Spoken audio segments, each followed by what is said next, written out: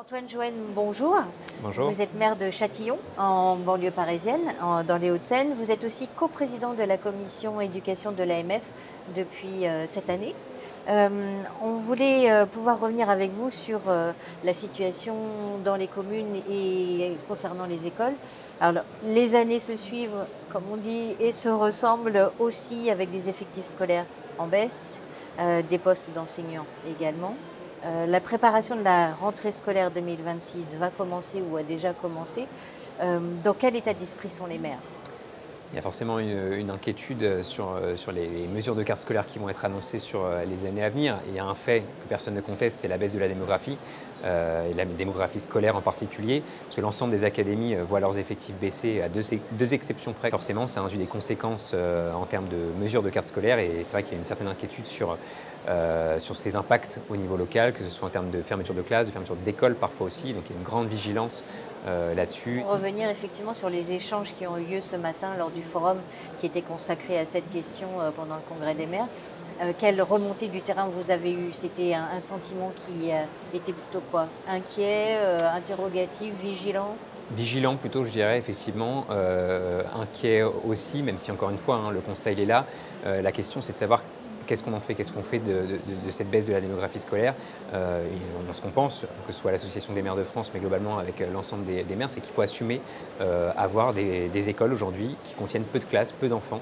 Mais pour préserver, en tout cas, certaines écoles dans certains territoires, parce qu'on sait qu'aujourd'hui, les écoles, au-delà évidemment d'accueillir et de fournir à chaque enfant un enseignement de qualité, c'est aussi la vie d'une commune. Quand on ferme une école aujourd'hui dans une commune rurale qui ne contient qu'une seule école, on impacte évidemment toute la vie sociale, toute la vie économique de la commune. Et donc ça a un rôle, aujourd'hui l'école a un rôle majeur de vie dans beaucoup de territoires. Et c'est là qu'il y a une inquiétude, c'est que faire du coup face à cette baisse de la démographie scolaire pour permettre à ces écoles soit de continuer, soit de réfléchir à d'autres modes aussi d'accueil pour les enfants sur plusieurs communes par exemple, des questions de mutualisation, ça a été évoqué aussi ce matin. Ça permettrait de conserver le tissu, le maillage scolaire et de faire vivre chacune des communes? C'est ça, exactement. Par exemple, ça pourrait consister, pas forcément dans un seul bâtiment, c'est ce qui a été évoqué ce matin, mais dans plusieurs bâtiments, peut-être répartis sur différentes communes voisines en tout cas, mais de mutualiser les moyens, les bâtiments et donc du coup le nombre d'élèves aussi pour permettre justement de continuer à faire exister ces écoles, parce que c'est vrai que de plus en plus d'écoles sont en danger en tout cas, ou en tout cas ferment ou sont impactées par cette baisse de la démographie. Et l'idée c'est de préserver ce tissu scolaire sur l'ensemble de nos territoires, permettre un maillage et réduire aussi et éviter les temps de transport qui peuvent du coup s'allonger pour nos élèves.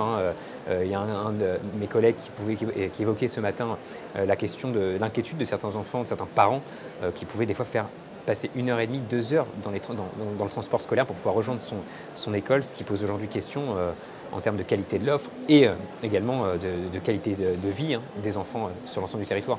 C'est-à-dire qu'on s'oriente vers ce que vous décrivez. Est-ce que ça ressemble aux regroupements pédagogiques intercommunaux qui se sont développés et sur lesquels les maires dont ils ne sont pas toujours très friands? Non, effectivement, c'est une des pistes, une des possibilités. Effectivement, c'est pas partagé par tout le monde. Aujourd'hui, l'école, le scolaire, c'est une compétence majeure du maire, de la commune, si ce n'est la compétence en tout cas majeure. Donc c'est vrai que beaucoup de maires ont encore un frein à l'idée de mutualiser cette compétence, voire de la déléguer. Très peu de maires aujourd'hui délèguent la compétence scolaire à l'intercommunalité, c'est assez rare aujourd'hui.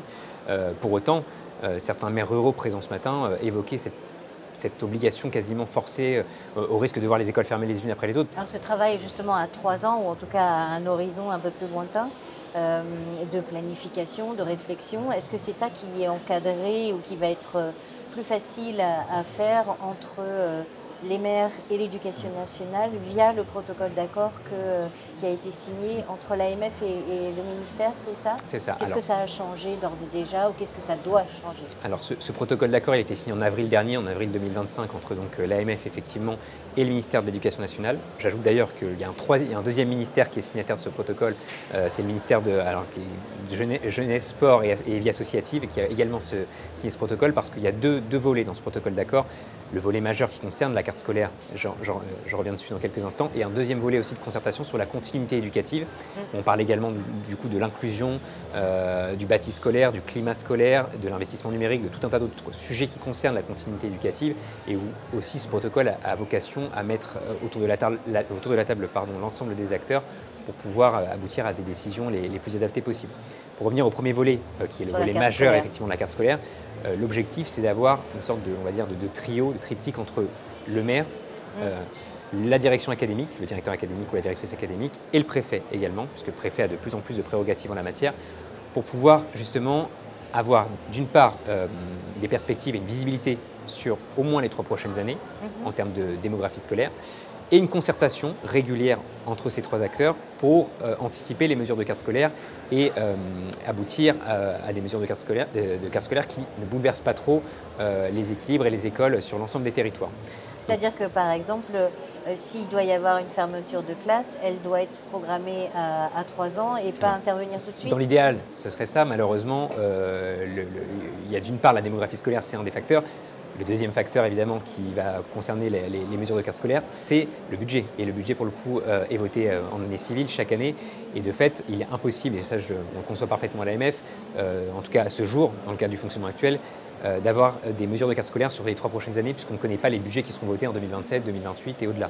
Donc on ne peut pas avoir les mesures de carte scolaire. Là, cette année, on nous parle de potentiellement 4000 postes d'enseignants en moins. On ne sait pas encore la répartition entre le primaire et le secondaire. Pour autant, le budget n'est pas voté. Donc on n'a même pas connaissance des mesures précises de carte scolaire qui seront mises en œuvre en septembre 2026. Ce qu'on demande, c'est que dans l'année scolaire précédant l'année où les mesures de carte scolaire seront prises, c'est d'avoir des concertations régulières. Une première au mois d'octobre et un deuxième temps d'échange en janvier, où là on va avoir des mesures plus précises, puisque là on commence à entrer, normalement le budget en année classique a été voté, et donc on sait les postes qui seront alloués sur le département, et donc la répartition sur les différentes communes et les différentes écoles du territoire. Et donc c'est d'avoir ces temps d'échange réguliers sur l'année scolaire précédente pour anticiper, pour avoir une anticipation sur les différents aspects, que ce soit en termes de bâti scolaire. Alors effectivement, le bâti scolaire, ça ne se prévoit pas au mois de janvier pour la rentrée de septembre, ça se fait sur les années précédentes, en termes de construction d'écoles, de rénovation d'écoles, d'adaptation du bâti scolaire, mais également en termes de moyens humains, et parce que les communes, en maternelle notamment, mettent à disposition les ATSEM. Oui, des agents. Exactement, les agents territoriaux en école maternelle. Également sur le côté périscolaire, donc du coup toute la question d'animation, le besoin en termes d'animateurs. Donc on a besoin également d'avoir une perspective et des projections. Ça peut être dans le pire des cas, c'est de dire ça ne sert à rien de rénover cette école parce que... par exemple, parce qu'elle est menacée de fermeture. Ouais. Exactement. On ne va pas investir, ça coûte très cher aujourd'hui de rénover d'un point de vue thermique, énergétique ou même tout simplement d'accessibilité ou autre. Le bâti scolaire, ça coûte excessivement cher, des centaines de milliers d'euros, voire des millions d'euros parfois, d'autant que le soutien, les aides financières de l'État se réduisent, il faut le dire aussi. La diminution du fonds vert qui doit contribuer aussi à participer à ces travaux de rénovation thermique et énergétique diminue d'année en année. Donc l'impact financier pour les communes est toujours plus important, donc ça se réfléchit évidemment. Maintenant, tout le monde a connaissance de ce protocole d'accord. L'idée, c'est de veiller à ce qu'il soit bien appliqué sur chaque territoire et pas selon la bonne volonté du préfet ou du DAZEN dans chaque département. Donc ça, on veille à ce qu'il y ait en tout cas connaissance de l'accord, c'est le premier point, et ensuite son application, sa mise en œuvre. On est dans une année un peu particulière, je ne vous le cache pas, évidemment, en année d'élection municipale. Les mesures de carte scolaire risquent de tarder un petit peu, les échanges vont avoir lieu. Pour autant, on ne sait pas encore évidemment quels seront les exécutifs locaux à la rentrée suivante. Donc on est sur une année particulière.